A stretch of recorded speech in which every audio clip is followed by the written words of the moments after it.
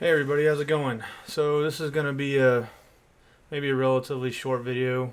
I mean, who knows with me. But with that being said, this video comes at the request of a good friend of mine from the last video. For some reason, I can't actually see it other than through the comments. But um, basically, his request was, his name is Chris Feltz, Sergeant, United States Marine Corps, Iraqi veteran. Um, anyway, he was thinking, because I know you and what you're about, and that you're not not one to just talk shit. Perhaps an instructional guide for those looking to start a reputable militia would be good. I know folks in my state that could use it. Also cover what to look for and what to look out for those looking to join one. So, man, you actually get this quite a bit. Let's start with this. You're gonna have a ton of militias out there to begin with or a ton of groups, militias groups, whatever you want to call them, that are not going to see eye to eye. I mean, I see this all the time, and I'm seeing it even more so now as people start to become more emotional about, their rights and how the nation is turning at the moment. Um, so what I'm going to do is I'm going to talk a little bit about what I see, and then I'm going to talk about, how we do things, if you will. Um, what I'm seeing right now really is a disconnect.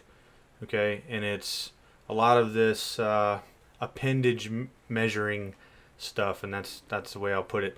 Um, when you want to stand there, like, for lack of a better phrase, an alpha male, and tell someone that the way they're doing it wrong, or you don't want to work with them, having never spoken to them whatsoever, just because in your mind, your delusions of grandeur and your way of doing things clouds your judgment and your ability to work with others, that becomes a real problem. And that's exactly what I see a lot of, especially in my state. But it's not just my state, it's all over the nation.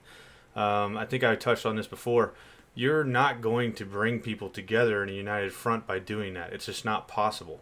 I mean, you can't even put your ego in the freaking box for a minute and listen to what somebody else has to say. No, it's everything from judging service to judging the way they look to their opinion, their platform. It's just professional jealousy is what it boils down to, and it's absolutely absurd. So anyway, another thing is, and I'm not taking a shot at anybody out there, but I'm not a big fan of the numbers game. I understand what the premise is behind it, which is the more numbers we have, the better we look politically, what have you. And I'm sure as heck not a fan of boards and councils. Okay, for any of these groups. I mean, you're literally railing against that. That's the majority of you are railing against that type of government or that type of regulation, if you will. And there you are doing the exact same thing. For instance, we've got a group here in this state that I mean, these people, it doesn't even matter who they are. I'm just going to let it be because they don't deserve, their name out there. But these are people that couldn't make it work the first time where they were. Okay, they split up. They started to form a new group. And now they're currently trying to make rules for groups like my own and others who'd have no idea who these people are other than, I mean, we know who they are, but we've not talked to them ever, as if they have some type of power over us, some type of overreach or regulation. Like they're gonna speak for us at the state level or national level. I mean, it's absolutely absurd. So we're gonna get into, like Chris said, I'm also going to touch on the challenges and things like that. It's something that I brief with a lot of my people, and I try to impress upon others, because all I hear is, I got rifle, I fight. That's not what this is about. And I think I touched on it in another video. You don't understand what you're asking for when you talk about war. Or you want a civil war, you want a revolutionary war, you want whatever. There's so many factions out there. It's not going to be as straightforward as you think it is. You're not going to be online like the freaking colonials against the redcoats. It's not going to be like that. Okay? Not to mention who you're going to have to deal with in your own communities when some of you can't even bury the hatchet long enough to serve in the same group. Anyway, so let's get into a little bit about what I feel a good group could consist of. Now, I want to make this very clear. I'm not saying you're doing it wrong. What I'm saying is, I don't think you've thought it completely through, some of you. And those of you that are looking to do these types of things, it'll give you some things to think about. May not be applicable in every situation, okay? But it's definitely something you need to really think hard about, okay? I want to start with the number one thing I think is the most important when it comes to your group, okay? Especially if you're the one going to be leading it. You need to do it with a military structure. Not a board, not a council. It's too many chiefs and not enough Indians. That's literally what it is. Somebody has to be in charge. Somebody has to take charge. And then you appoint those underneath you that you can delegate, whether it be, mission parameters or training or whatever it is. It has to be done that way. You can't sit there and have a discussion about this. Now, you may say, oh, well, I was in the military, we always discuss stuff. You're right, we did. But there's one thing about that. There was always somebody in charge who made the decision. The leader, responsible for all the team does or fails to do. Those of you that are Marines have heard that a million times. I'm not sure what they say in the Army, but I'm pretty sure it's pretty similar, if it's not the same, or other branches. You can listen, but you're ultimately the one that makes the decision. And a good leader would, take advice and that kind of thing, but it's not a vote. It never can be a vote. That's just anarchy. You have no chance at any semblance of control, especially, if, God forbid, bullets start flying. The second thing is, you need to remember what it is that you're actually doing, why you're here, okay? And that's a huge portion of it. The point in our lives, politically, governmentally, whatever, is why are you in this group to begin with? Okay? And you need to be very solid about that, and the people that are with you need to be of like mind. It's not going to work any other way. The third thing I would say is remembering this really big cardinal rule or cardinal I'm lost for word at the moment. It's been a while since I've done these, and I apologize. I've been pretty busy, whatnot. But you need to remember this. You start this group, and I can't remember if I've said this before, because I know I said it to quite a few people. You're in it, okay? Until you walk away. Now, if you're in leadership in this group, there's no walking away. It's almost worse than being in a gang, because these people in your community that you're hoping are going to rally around you and support you, okay, or at least embrace the fact that you're there for them, and hopefully they are of like mind as well. You need to understand people are human. And the second, again, God forbid we end up in some type of civil war or whatever here, the second that they are not being being provided for, and they feel that everything is collapsing around them, they're going to need an enemy to lash out against. Guess who it's going to be? Because if you stink at leadership, if you're horrible at it, if you have no idea what it is that you're doing, you're not going to be able to rule these people with an iron fist. That's not why they support you. They support you because you're, in their mind, really no different than firemen, or law enforcement, EMS, that kind of thing. You're not their betters, okay? It doesn't matter what you think. You're there to serve the community the best that you can, just like the United States military does, serving this nation. It's not about, us telling civilians what's going to happen and how they should live their lives. That's not it. It's about the freedom of them to make their own choices, whether, that benefits them or not. But going back to that, the second something fails, or, again, let's just say that we get into this, horrible situation, they're going to look to you for answers. And if the answers aren't good enough, if you don't have the answers, whatever it is, you're not able to provide sustenance, you're not able to look out for their mental well-being or whatever it is, you're going to become the enemy. It's going to collapse very fast. So again, when your community starts to lean on you, as in you're doing things for your community, and they start to believe in you, there's no walking away from this. I only hope that you're doing it legally and you're doing it the right way. Some challenges also that you need to consider, okay? Questions for the public, law enforcement, etc., regarding what you do as a group and, members involved. I'm not a big fan of putting all that stuff out there. I don't think it's anybody's business. As respectful as I could, I told our sheriff, I'm not asking your permission. I don't need it. And you don't.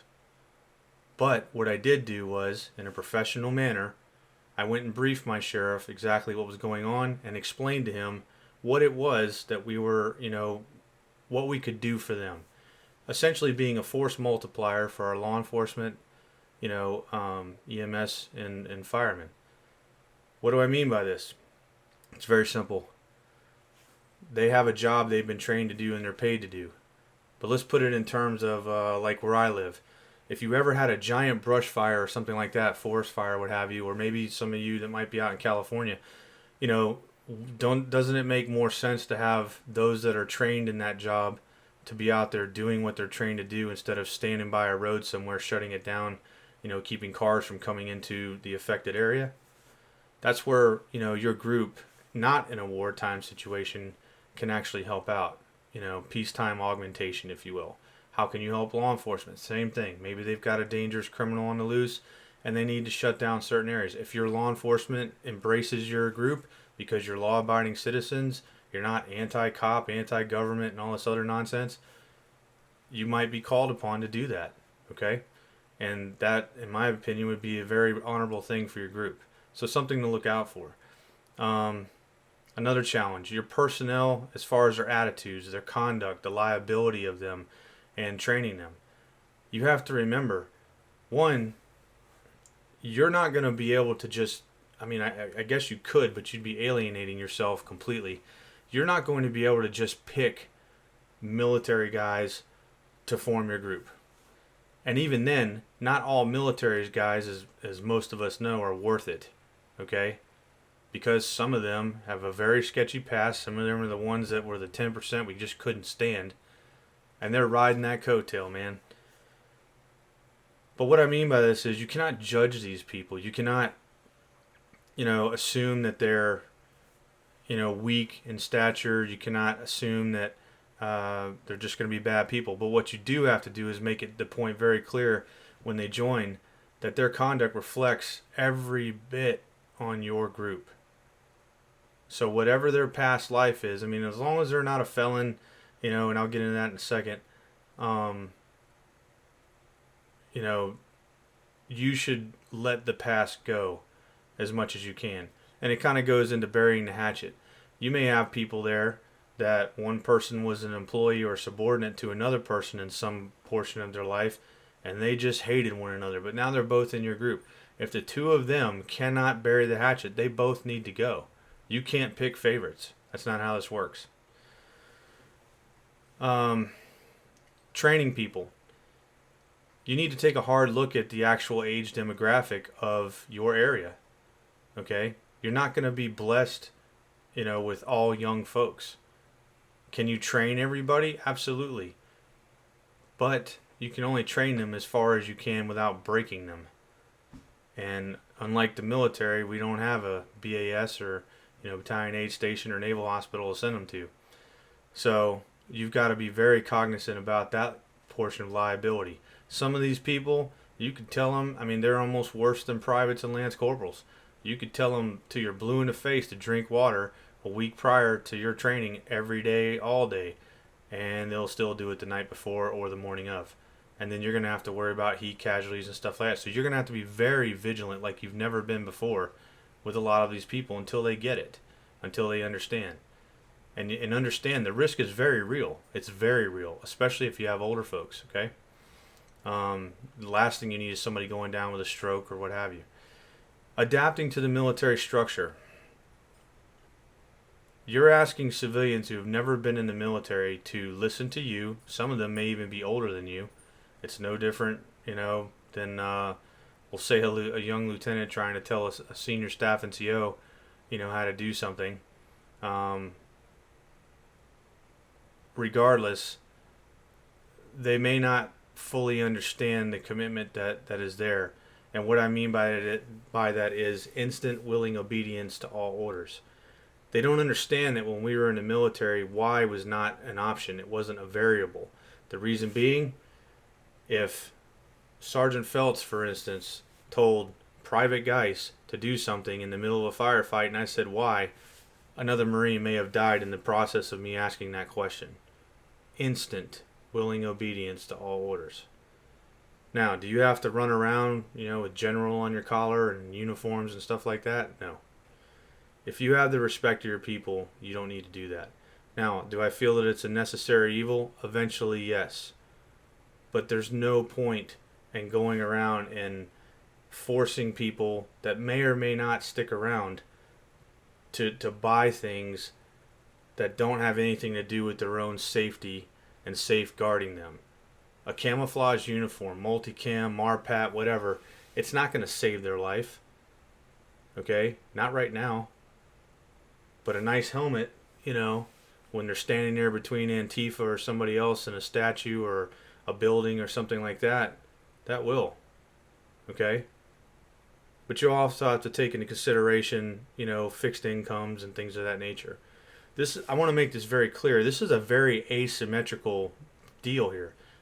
I mean, having the group itself is asymmetrical. The fight that everybody thinks is coming is going to be exponentially more asymmetrical. And if you're not thinking in those terms, you're really thinking one-dimensional. That's a lot of O's, huh? The personal relationships outside of the idea, outside of your group. And I apologize, I'm taking some of this from my briefing that I give people. This is going to be huge. We've already talked about, subordinates and previous bosses and things like that, but you in the leadership, or even you that are not the leadership of your group, you need to take heed and understand why things are the way they are. You don't get the option to get butt hurt because your opinion didn't get heard or somebody didn't do it the way you wanted it done. Because the second that you're sitting there going, oh, that guy doesn't know what he's talking about, and my plan was better, and blah blah blah. Now you're just a bunch of Boy Scouts trying to put together a fire, with wet wood next to a creek in the snow. Make sense? It's Lord of the Flies at that point. Anyway, but furthermore, you have people like, for instance, I have friends that are deputy sheriffs. Since we moved here and everything, they're great people. Never mind the fact that I support our law enforcement, and if you don't, fuck you. But anyway, I know I'm tired. I am frustrated about some things, but this is not one of them. But at the same time, you have to understand that they have a job to do, and the word militia, for instance, it carries a very negative connotation to it, or with it. And you really need to understand it. So it might be better in some regards to just keep things to yourself.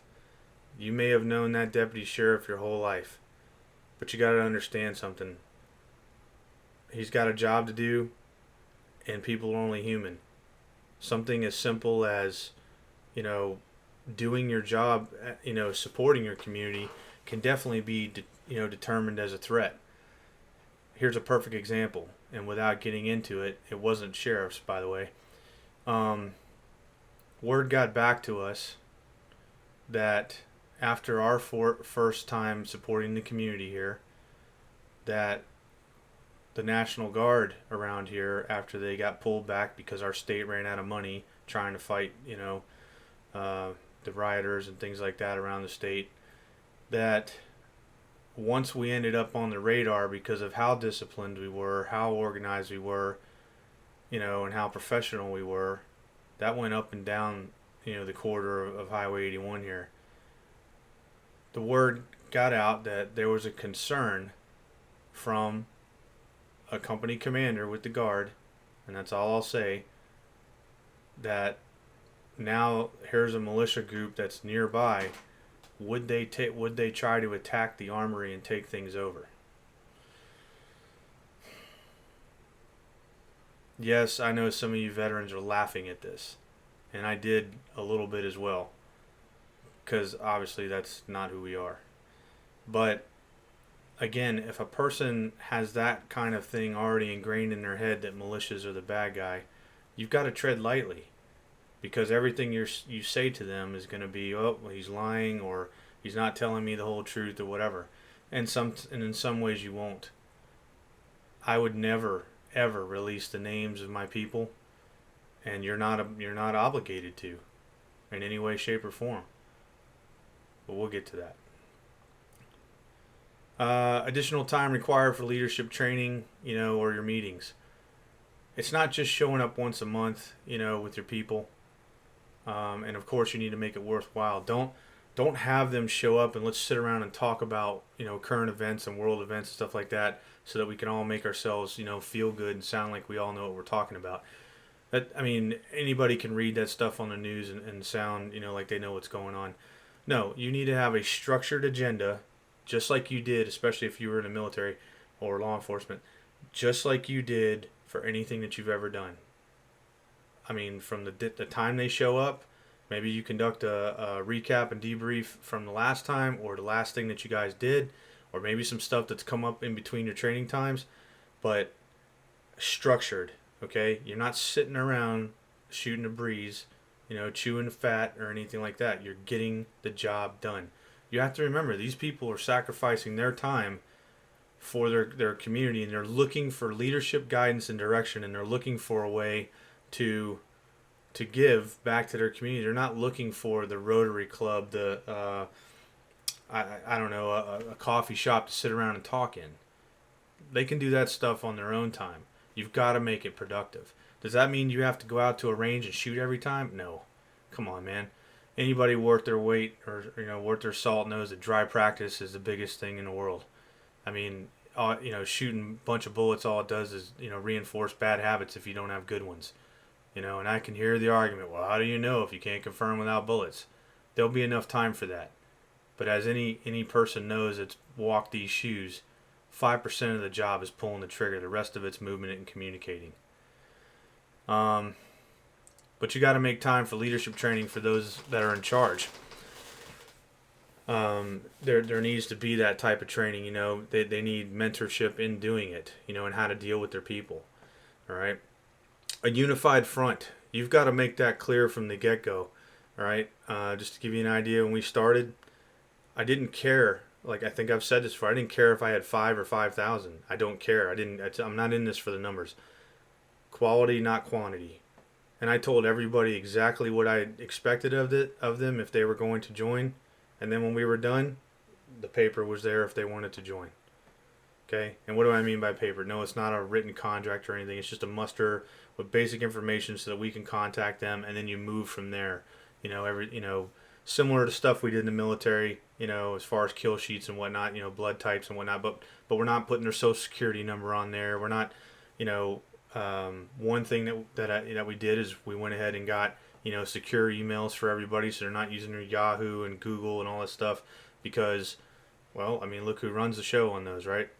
And with things getting as tense as they are between political parties, what's to say that they don't have algorithms, AI, or even people sitting there screening this stuff. So and there are secure emails out there. I'm not going to say it on here.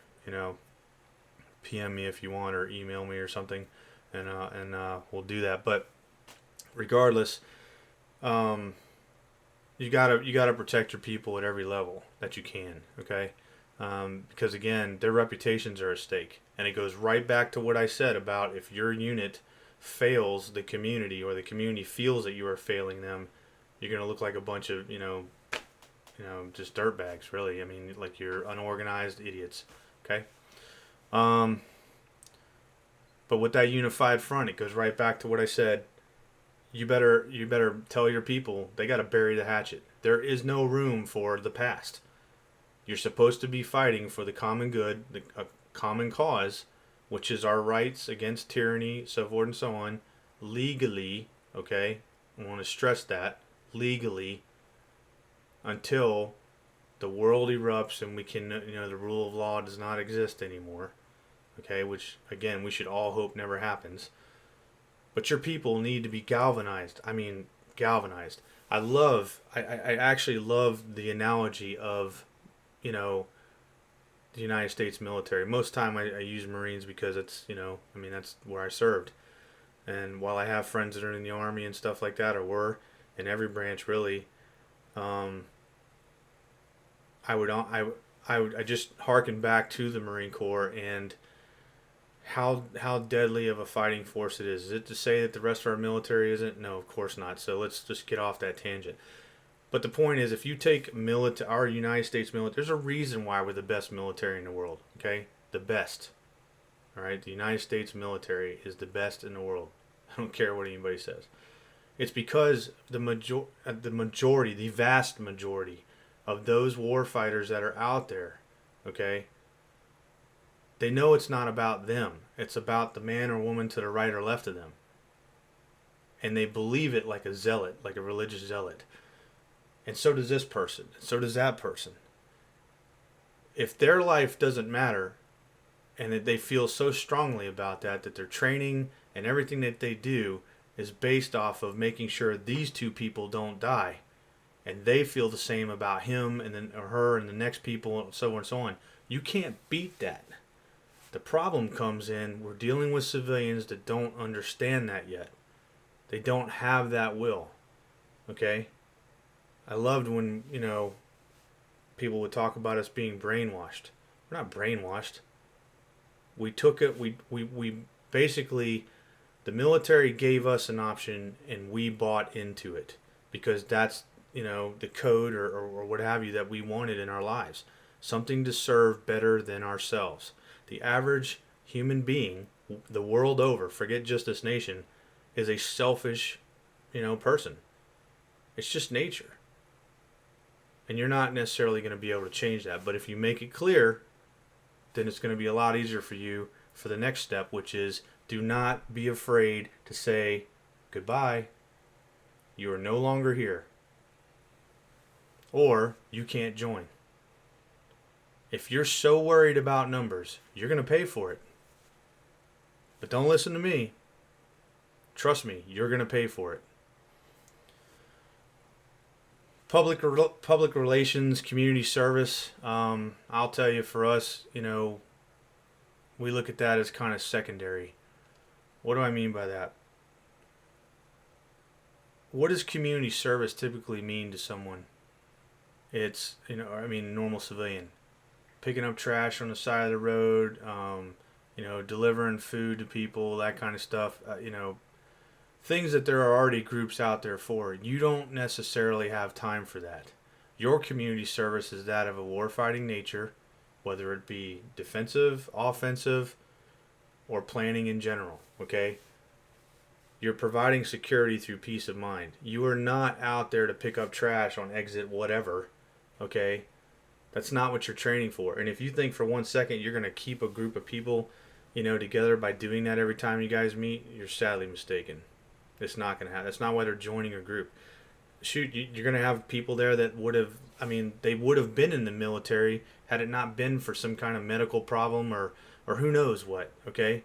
And this is their chance to be what they always wanted to be at some point in their life, execute that and feel like they're making a difference in the world, okay?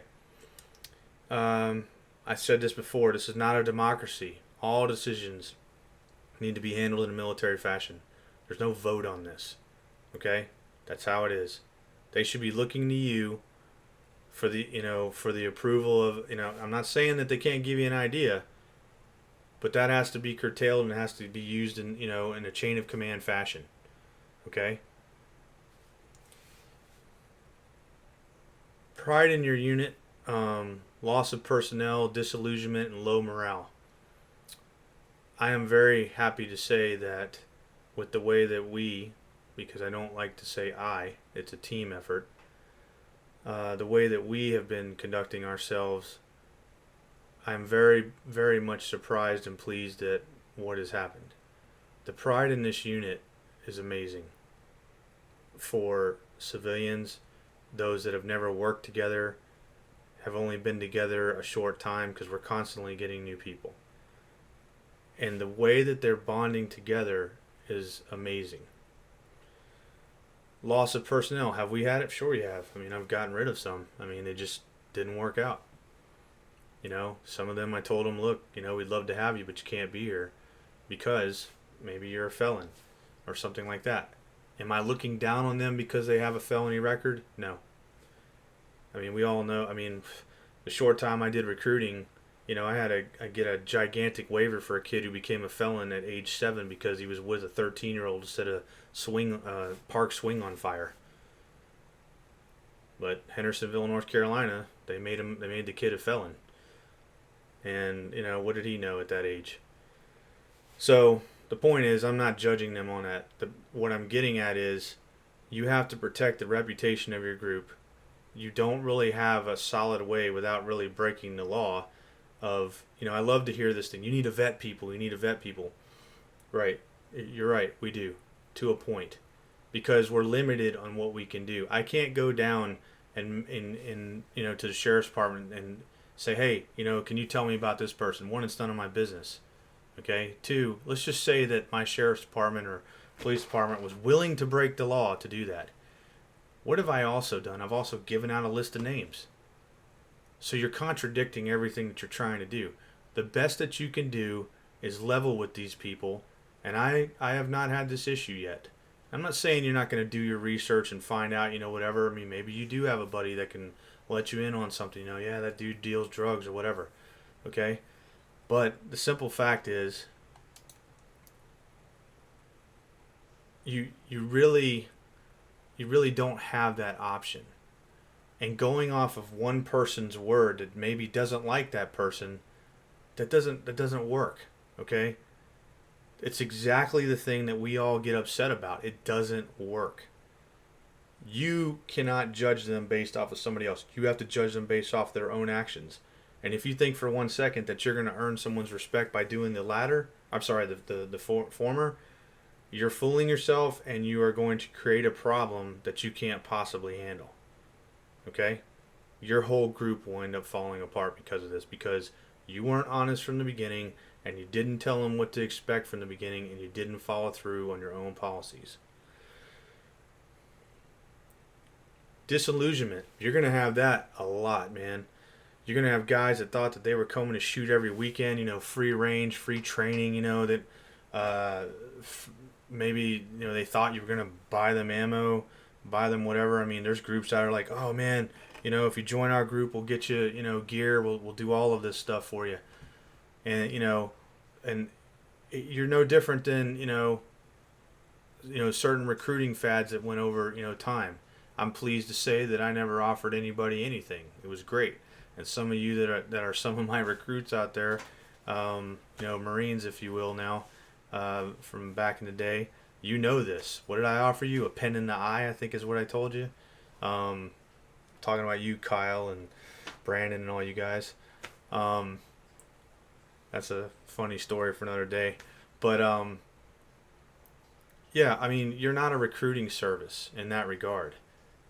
And you're only going to get the people that are looking to get something for themselves by doing it. So, Scott, how do you do it? Well, I'll tell you how we did it. I'm appreciative of the fact that people are on a fixed income. Okay, that's the first thing. A lot of them are.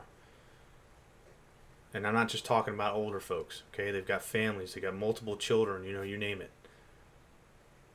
We put out a gear list. The gear list is adhered to as they can afford it. Now, you may say to yourself, well, then they're not ready to do anything. Well, that's pretty close-minded of you. It's definitely not very asymmetrical of you. And you're clearly limiting your options with them. There's many things that these folks can do. They don't have to be standing there on a riot line. They don't have to be standing there, ready to literally, enter a building or anything like that. There's all kinds of stuff these people can do. You just got to think a little more outside the box, okay? But going back to that disillusionment, you're going to have people go, man, this isn't what I thought it was going to be. I'm out of here. Well, great. And for those of you that recruited them with gear, I hope you get your gear back before they leave. Because I mean, honestly, what are you going to do? You're going to try to sue them? And what kind of stuff is that going to involve? Um, so you're going to have people that are disillusioned about what's going on. But a big part of that you can stop is by, again, telling them exactly what you expect of them, exactly what your team's mindset is, okay, and where you are, with the whole reason you're building this group, okay. Low morale. Again, I'm pleased to say that I don't have that, in most regards. Um, I mean, yes, there are some that would love to be doing certain jobs, but again, the responsibility and the liability of taking an 85-year-old person, for instance, that wants to be part of your group, you're going to put them on guard in 90-degree weather on the pavement? No. You're going to stick them inside an air-conditioned building and have them watch cameras or something like that. You know what I'm saying? I mean, you've got to think smarter about this. And you've got to appeal to them. You got to, I mean, I'm not saying you got to get creative and lie to them. Don't do that. Tell them exactly why. Be honest with them, upfront and honest with them. Look, you're 80 stinking years old. And if I put these freaking plates on you and you're standing out there, in the heat like that, you could die. I mean, be realistic here, okay? Some of them may still, try to be like, oh, I can still do it. I can fight and blah, blah, blah. I'm not saying you can't. I'm not saying you wouldn't. But would you rather have that 80-year-old fresh for the fight, for all they can give? Or would you rather them already be beat down in 90-degree weather or more, depending on where you live in the nation, standing on pavement, and then by the time they're ready to do anything, they're so wasted and exhausted, they can't do anything? I mean, it's pretty much common sense. The cost to your individuals in your group down the road, again, I kind of touched on it already. Do not be in a hurry to make your people look like operators, okay? Don't do it. Okay? There's no reason for that. Not to mention, you start dressing up in multicam and things like that. This is my opinion, okay? But when you start going ham on that, now you start running into issues of impersonating things. If you want to have somebody come after you, like a district attorney, a Commonwealth's attorney, whoever, attorney general, your governor, go ahead and do that kind of stuff and give them some way to be able to drag your unit into court to say they're impersonating the military, they're impersonating law enforcement, or whatever. See, if there's one thing I've learned in my time here, and I'm still dealing with it, is we're not in the legal system, and I'm sure many of you know this, so I'm not meaning to insult your intelligence. We're not dealing with integrity. We're not dealing with people that care about anything other than themselves. And now that you've engaged in this type of activity, you're already the demon. You're already the bad guy. Everybody in your group is an extremist or white supremacist. And you may have had a militia that just picks up trash on the weekends. I'm just making a joke here, but the point is, you're not going to change that. So what will they end up doing? They will drag you into the court system and drain you financially, even if they know they can't win, or they will try to. So now who's going to come and help you? Or is your community going to be able to rally around you and, provide legal, support financially and stuff? Probably not. How many people that want to support you already but don't want to be named because they're worried about losing a job, because they work for the county that you're in or the state or whatever? What about people of influence? They want to help your group, but again, they don't want to be named because they're worried about their connections and things like that. I mean, this is what you're dealing with, and you have to keep that at the forefront of your head. So, when we get, we help out people, and we've done quite a few lately, and I suspect it'll become even more, in the months to come, as, college kids come back to schools and they want to do their protests and whatever. You need to take that on board in your head that these people, they want to thank you, okay? Maybe they want to, give your group money or something like that. There are groups out there that have turned themselves into LLCs. They've formed treasuries and things of that nature, and they take dues and fees. We don't do that. Why?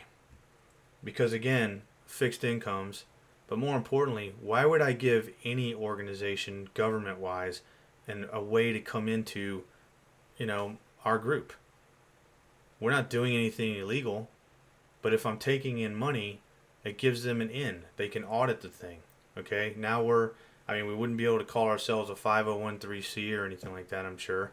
But regardless, even if we could, you're now an organization that is part of the bureaucracy and government, and you just opened the back door, well, maybe even the front door in this case, for them to come in and look at everything. Oh, show me all your records. Well, once they're in, they're in. There's no reason for that. Okay? Everybody comes and goes of their own accord. It's that simple. If one day they say, you know what, I can't do it anymore. It's too stressful. I can't make it, the next 4 weekends because I'm spending time with my family. Are you going to get mad about that? Are you going to be that person that's like, oh, you're not taking it serious enough? They're taking it serious enough that they want to spend time with their family. And if you can't honor that, then you've probably forgotten how it was like for you if you were in the military. And if you weren't in the military, you really don't understand what that really is like. So consider the costs, okay? You need to consider what your actual mission statement is and what your end state is, okay? Again, our mission statement really is this simple: to promote calm in our county. And that's exactly what I told, our sheriff's department when we talked to him. Our goal is to promote calm, because anything else is just, you're just feeding into the nonsense. But to give you an idea of our end state, I'll read it straight to you. To operate a structured, well-trained, and disciplined militia force, to pool resources and network with militias statewide, augmenting as we are able and requested by our county. Furthermore, we will be used as a mechanism to force elected officials to obey the will of the people through peer pressure in numbers, utilizing professional discourse, ensuring the education of the citizens of this county in regards to how our county is utilizing taxpayer dollars and ordinances that affect their or our rights. So some of you may be like, well, man, that's, what the heck? I mean, that's not malicious stuff. Actually, it is. It absolutely is. You're not going to affect change unless you start at the bottom, at your local level. It's not going to happen. You don't get to just go to the ballot box and vote a new governor in, and then all of a sudden everything's going to be okay. Just like here in Virginia. Even if, we get Governor Northam out next year, by the way, just so those of you that aren't aware, because clearly there are people that are not. Next year, okay, and we get a pro 2A or whatever, pro-constitutional governor in there, it's still going to take time to reverse all of those laws. Okay? They don't just go away. It's not how it works. So, you have a lot to do that has nothing to do with picking up a rifle or your pistol. Okay? You have a lot of responsibility in that regard. And if you think it's not, you're sadly mistaken. Dealing with other groups, okay? Again, you need to be around like-minded folks. Eventually there will come a time where you may have to network with those that aren't necessarily of like mind, but you need to weigh that very carefully. What's the risk versus the gain? I talk to people a lot about this, and of course, I run into people that, man, I'd love to join your group, but I just don't have the time or whatever, and that's fine. I can respect that, because it is a lot of work.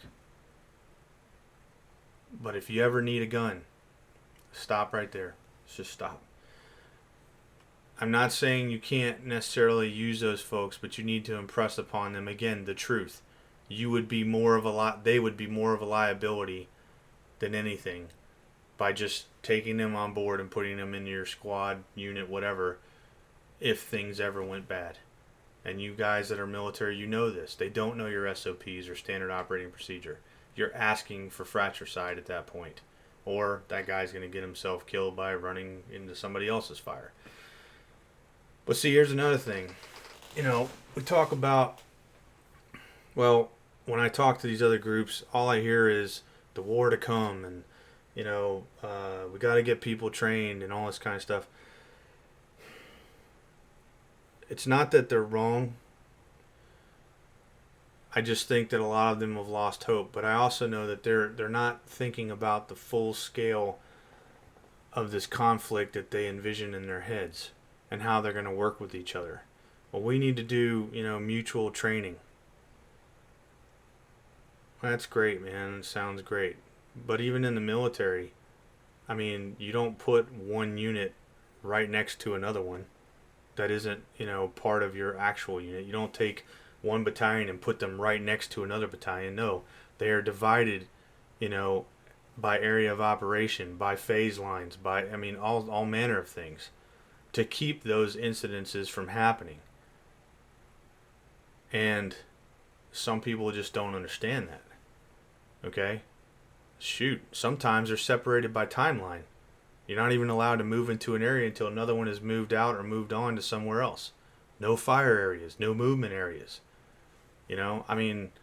It's, these are all, things that I'm not going to say that everybody that ever served or anything like that knows, the intricacies of that. But these are little nuanced things that are huge in scope, huge. When you want to start actually conducting fire and maneuver of any type, let alone with your own unit. Let alone with another unit attached to you. That's why in the military we do workups. We get attachments, that come to, units, whether it's, conventional battalions, special operations forces, whatever. Whoever comes to you, they still have to conduct the workups with you. It's the only way for them to be able to work alongside you.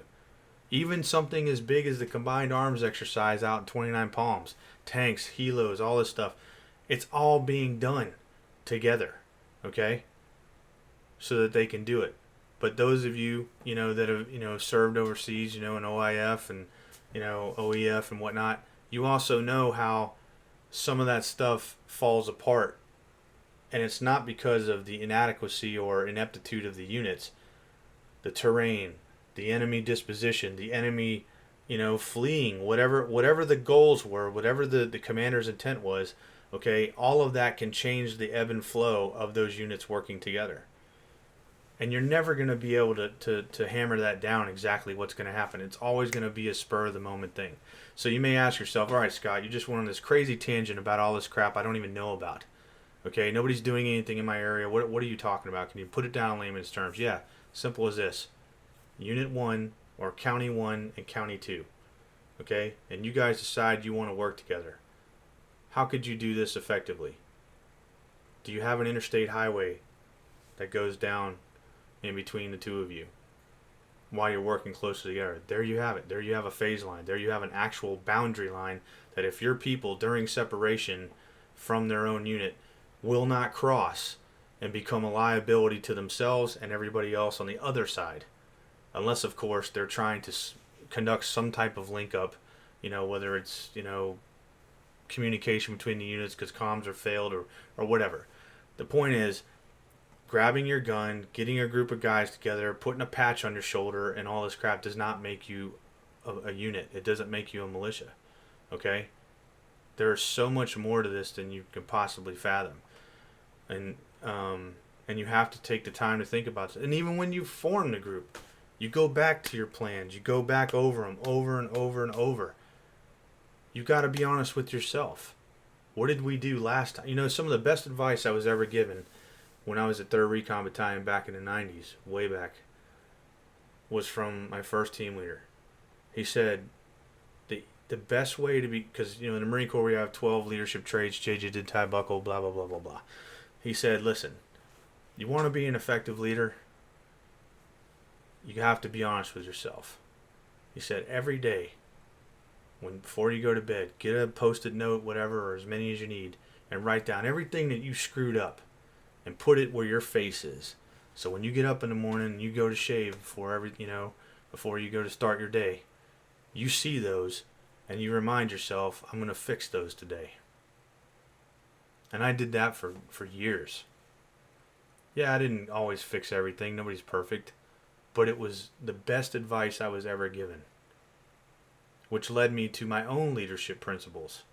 Never forget where I came from, never be afraid to get my hands dirty, and never hold myself above my Marines. That was my leadership philosophy, and that's how I did everything. Now, some Marines out there that were getting their butts chewed and things like that probably don't agree. Some superiors probably didn't agree. It doesn't matter. Nobody's perfect. We do what we can. But again, these are just some of the things that that you need to take on board with starting a group.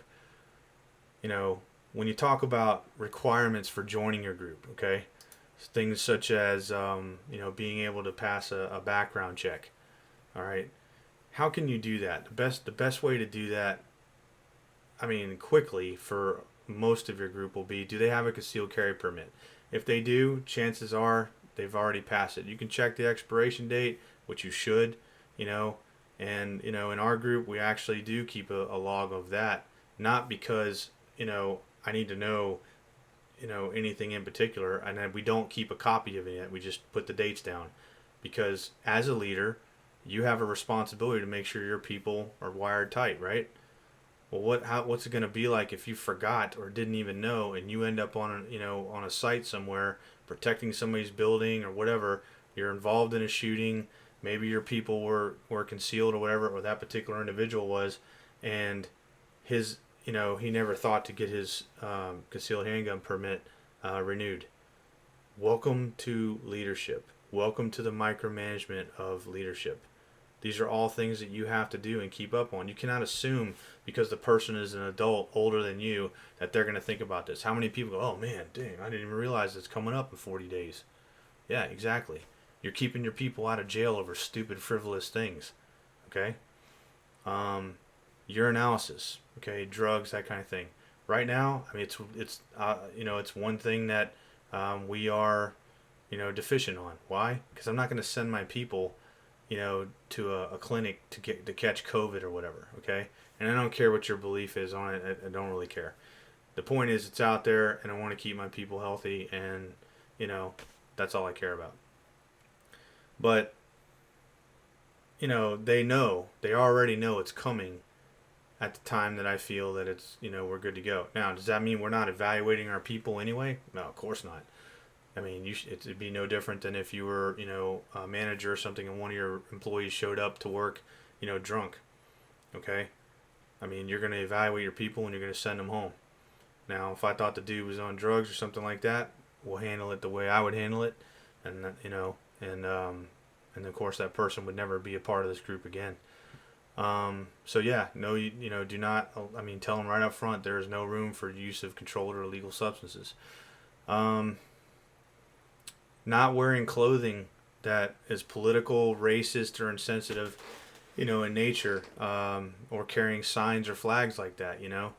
We had people that got upset, or I say people, at least one person that got upset at our muster, many months ago, when I said no Confederate flags, no Confederate patches, none of that stuff. It's like, oh, you're insulting my heritage. No. If you're a racist, you don't belong here.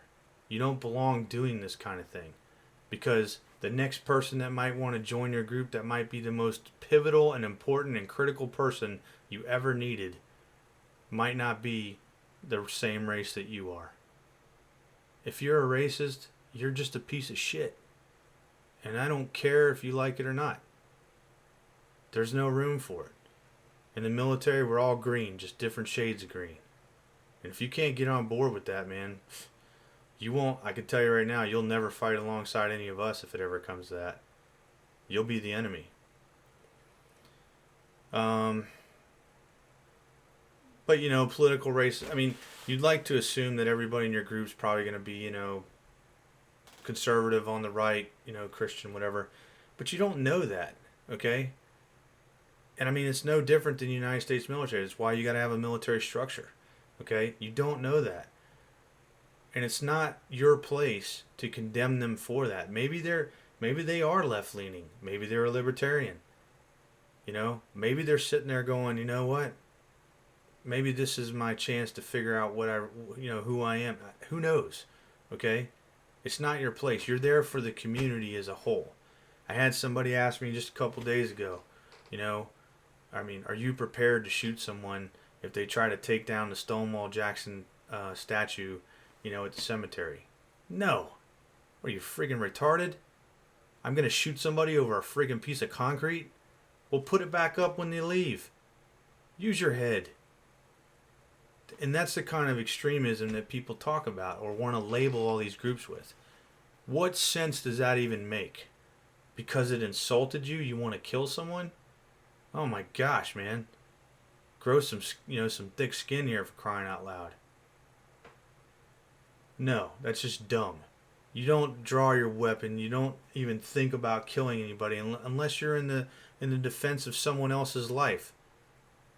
And people like that goes right into the next thing I was going to say. People like that are talking like that, or, oh man, can't wait to freaking, kill commies and all that kind of stuff. You need to steer clear of those idiots. You want to know why? Because they're going to be the guy that when you're trying to hold the line between protesters and cops or whatever it is that you're trying to do peacefully, legally, augmenting your law enforcement to help take care of them if they ask for it. That's the guy that's not going to listen to anyone else on the line that's in charge of him at that time, and he's going to be the one that fires a shot and causes everything to escalate when it shouldn't have. You want to vet people? You listen to what they say. You watch how they act. You check their Facebook. All of that kind of stuff. And if they don't like it, then they don't belong in your group. It's not hard.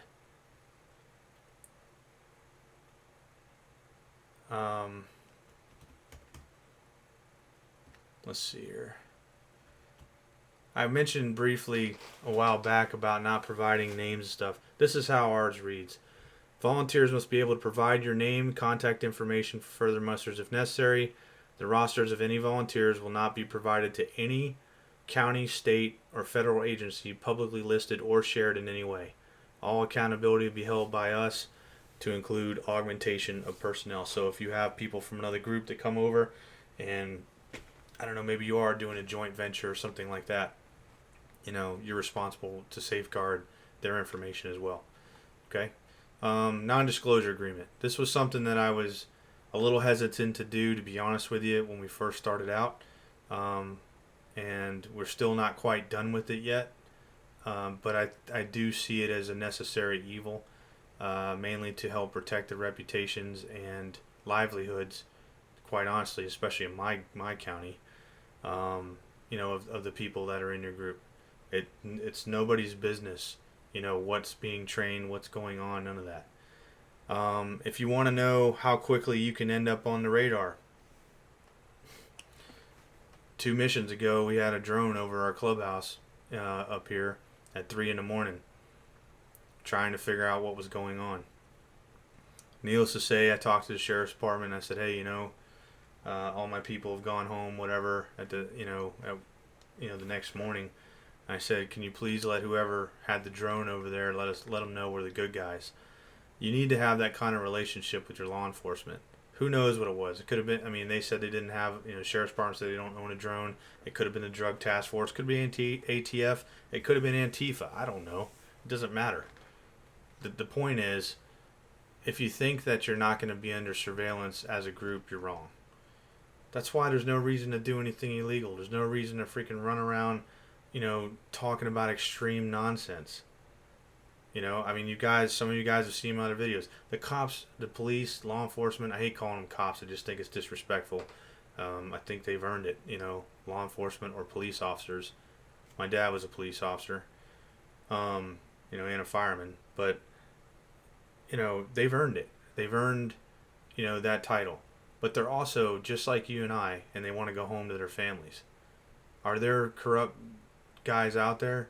Yeah, just like everything, every job.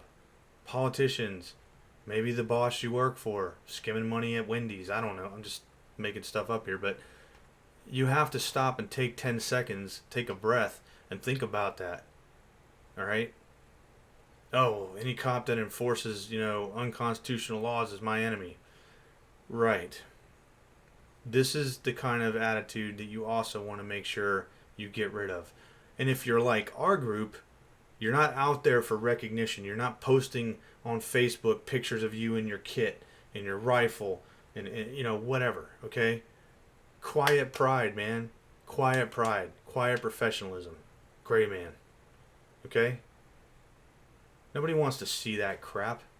Now, you can say, well, Scott, you went to that protest, in January in Richmond. Yep, you're right, I did. And I'm going to one here next Tuesday in Richmond again. Because our governor is corrupt as heck and he's trying to push through an assault weapons bill that he's trying to tell everybody he's not trying to do for an emergency session. We all saw the video, way back when before he changed his tune. We don't trust this guy. Am I going in my kit? Yes, I am. Why? Because it's the middle of Richmond with a bunch of, anarchists that have been rioting and everything else for a while. And it's an open carry state. Am I going to be on the front page? Probably not. Not going to try. But again, exercise your rights. Do these things in a responsible manner. Have the right people surround you doing the same thing. There's all kinds of stuff that I could throw out there, little nuanced things or whatever. I'm not exactly sure how long this video has been going on. But, I'm sure you've been listening long enough to this rant or this whole deal. And maybe we'll revisit it again later. There's another video I want to do after this one about some other stuff that I'm probably going to be pretty heated about. But hopefully this answers the question of how to get started. Well, actually, you know what? I guess I really didn't say that, did I? How to get started. You've got to step up. Whether you get on Facebook or whatever and put it out there, hey, I'm holding a militia muster, such and such a place, such and such a date or whatever, and here's the things you need to consider. If you have private land, well, that would be the best way to do it, okay? Because you don't need permits, you don't have to worry about, necessarily insurance or anything like that. I mean, it's somebody else inviting you on their property for a gathering, okay? I would check with the landowner, unless of course you are the landowner. Maybe limit some of the, the weaponry and stuff like that. I mean, understand it's a muster. It's a gathering. Don't do this, by the way. And I'm not calling out any specific group, so if you're listening or watching this and you're upset about it, well, whatever. I don't care. You are not in a place to inspect anybody's guns or equipment when they show up for your muster. Understand that. You're nobody. They're coming there to hear what you have to say.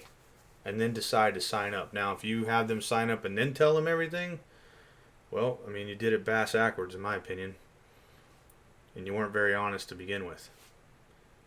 The time for inspection of equipment is when you decide to run them through some type of, familiarization fire or fam fire to see that they know what they're doing. That way you can identify the shortfalls, etc., and figure out who you need to train. It's not at your muster. Okay? You want to piss people off? You want them to not even hear what you have to say? Go ahead and do that. Not to mention, who are you? You're nobody until they decide that they want to follow you.